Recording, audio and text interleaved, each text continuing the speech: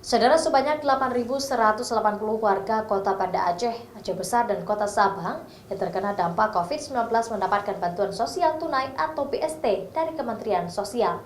Bantuan uang tunai ini disalurkan melalui 7 kantor pos di 3 kabupaten kota tersebut. Warga Kota Banda Aceh mulai mengantri di kantor pos setempat untuk mengambil bantuan sosial tunai sebesar Rp600.000 per kepala keluarga.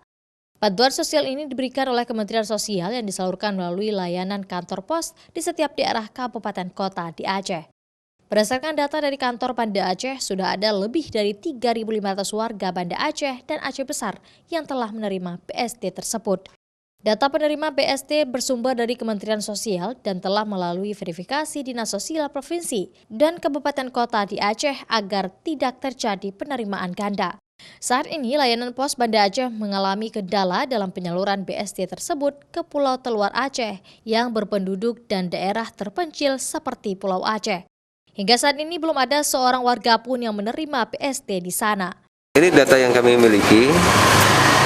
Sampai hari ini data yang kami terima itu sejumlah 8.180 kpm.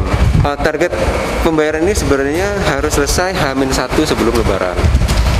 Cuman masih bisa kita bayarkan setelah itu juga, nggak apa-apa. Pembayaran BST tahap pertama ini tetap dilakukan hingga sehari sebelum Lebaran Idul Fitri dan akan disambung kembali setelah Lebaran.